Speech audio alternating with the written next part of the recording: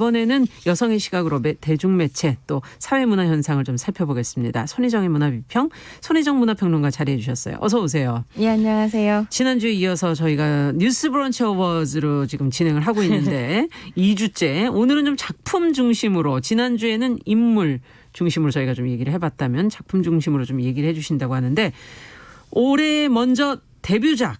네.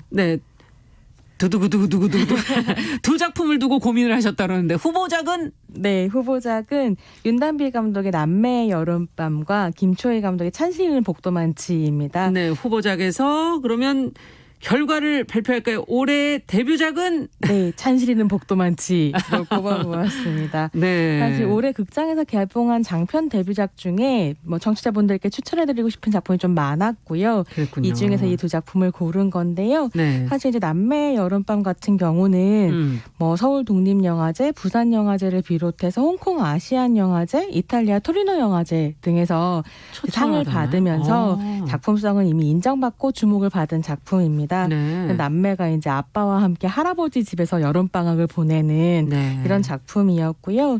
그 할아버지 2층 집이 노스텔지어를 자아내면서 큰 인기를 끌기도 했었습니다.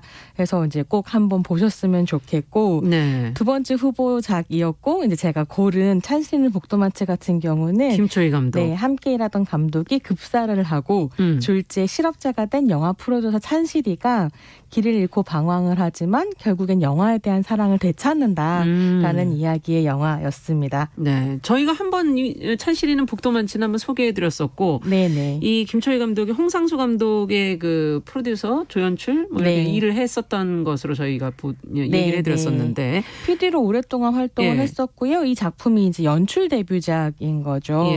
그래서 영화 속의 찬실이와 김초희 감독이 서로 닮은 점이 굉장히 많은데요.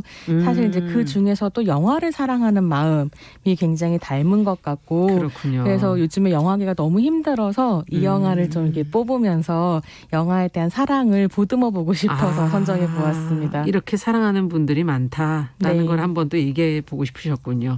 정말 힘든 한 해였어요. 올해는 2020년은 영화계에 지금 힘들다는 얘기를 해주시니까 정말 영화계도 어떻게 보면 위기 아니었을까 하는 그런 생각도 들고. 그렇습니다. 극장이 정말 한파를 직격으로 받았고요. 그래서 요즘에 영화계에 그런 얘기가 돌 정도인데, 어떤 얘기가 영화 됩니까? 제작사에 이제 새로운 시나리오가 들어오면 PD들이 이 시나리오를 읽기 전에 작품이 좋을까 봐 걱정한다는 거예요. 왜냐하면 너무 좋아서 만들고 싶은데 제작할 수 있는 환경이 안 되는 되고. 상황이니까요. 그런 말이 돌 정도로 별로 안 좋고, 상상마당 같은 극장들도 문을 닫고 있고, 그래서 이제 개인이 노력해서 극복하기는 아무래도 좀 어렵지 않은가, 공적 자금이 어떻게 투여될 수 있을까를 가지고 좀 고민을 해봐야겠다라는 생각이 들었습니다. 네, 이렇게 아쉬운 영화들을 천천히 좀 내보내면 좋을 텐데 하는 그런 아쉬움도 들기도 하고. 네. 자, 그러면 이번에는 올해 캐릭터를 뽑아주신다고 그러는데, 올해 캐릭터. 네, 올해의 캐릭터는 사실 올해 영화나 드라마에서 만날 수 있었던 개성 있고 매혹적인 캐릭터를 좀 선정했는데요. 여기도 두 후보가 둘이 있습니다. 네, 첫 번째 후보는 넷플릭스 오리지널 드라마였죠. K-좀비 붐을 이끌고 있는 작품인 킹덤 시즌2에 출연했던 중전입니다. 중전 김혜준 배우가 연기를 했고요. 좀비 아포칼립스의 피바람을 불러일으켰던 주역이었고요. 두 번째 후보는 입만 열면 거짓말을 하던 국회의원이 진실의 주둥이를 얻으면서, 주둥이 괜찮은 표현이죠. 이게 좀 과격해요, 방송에는. 홍보 문구였어가지고 그걸 가지고 왔는데요. 그러니까 말하자면 거짓말을 못하게 되면서 벌어지는 에피소드들을 따라갔던 코미디 영화 정직한 후보의 주인공 라미란 배우가 연기했었던 주상숙. 이렇게 정말 쟁쟁하게 서로 아주 경쟁이 대단한데, 저희가 앞서 팡파레가 나간 거 아시죠? 네, 저의 픽은 킹덤2의 중전입니다. 킹덤2의 중전. 킹덤2가 조선시대를 배경으로 하는 작품이었는데요. 중전은 실질적인 권력자인 영의정 조학주의 딸입니다. 조학주가 조선을 지배하기 위해서 자기 딸을 왕과 결혼시키고 딸에게 아들을 낳으라고 못 살게 구는 거죠. 그래서 킹덤 1에서는 중전이 아들을 낳기 위해 고군분투하는 내용이 다뤄졌는데요.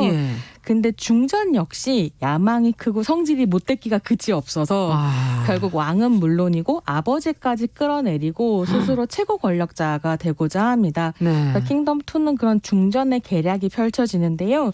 좀비가 된 왕과 뭐 괴물 같은 영의적인 자기 아버지 이런 아버지들이 군림하는 세계를 끝장내기 위해서 인간 병기라고 할 수 있는 좀비를 만들고 키우는 거죠.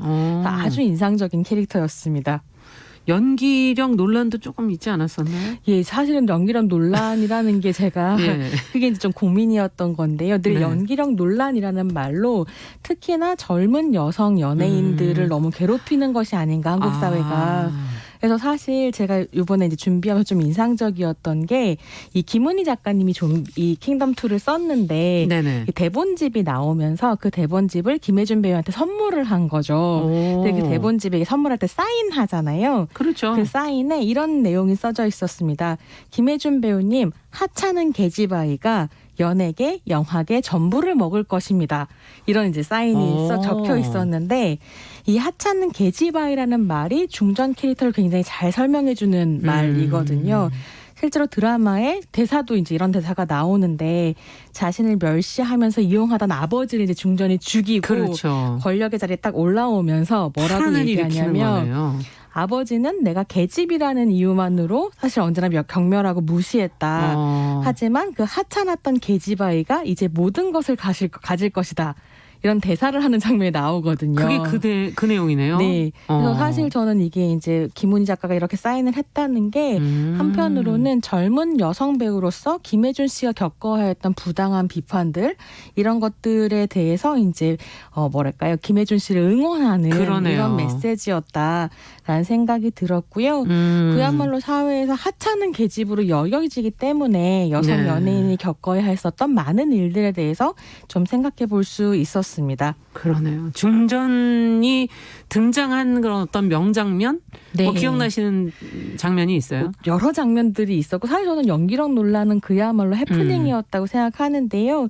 근데 그중에서도 가장 인상 깊었던 건 드라마 거의 맨 마지막 부분에 네. 중전이 이제 좀비가 되어 등장하는 장면이 있었어요.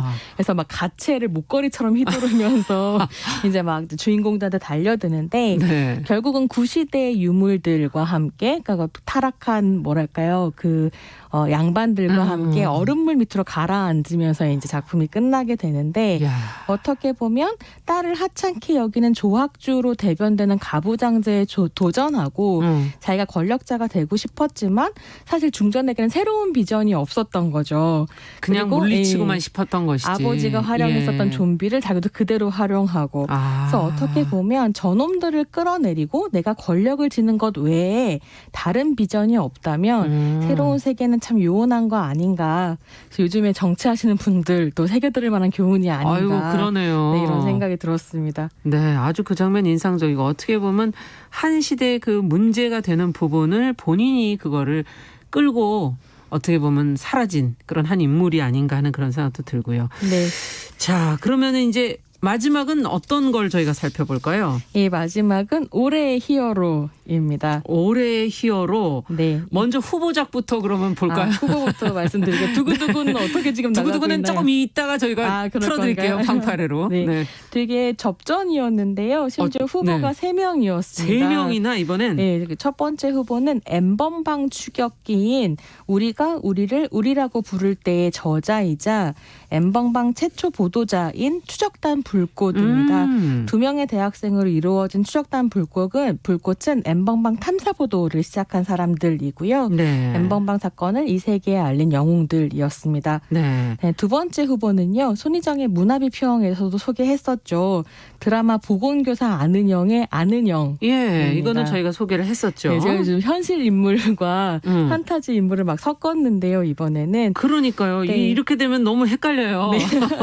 하나 더. 네, 하나 더 하자면 에세이집 왕진가방 속의 페미니즘의 저자이면서 의료생협 산림의원의 원장인 추혜인 원장입니다. 이 사람도 실존 인물이잖아요. 네, 그렇습니다. 왜 이렇게 섞으셨어요? 가상과 실존 인물을. 제가 아는 형이 너무 좋아서 뺄 수가 없겠더라고요.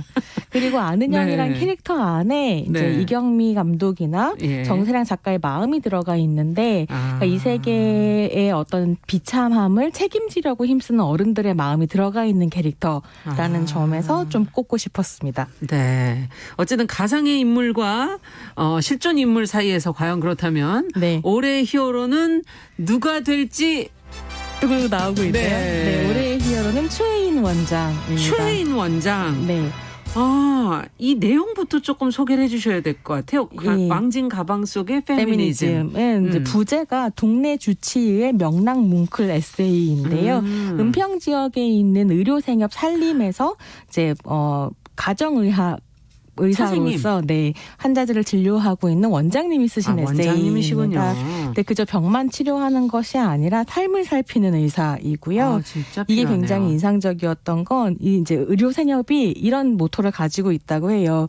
여성주의만으로 좋은 세상을 만들기는 힘들지만 여성주의 없이 좋은 세상을 만들 수는 없다.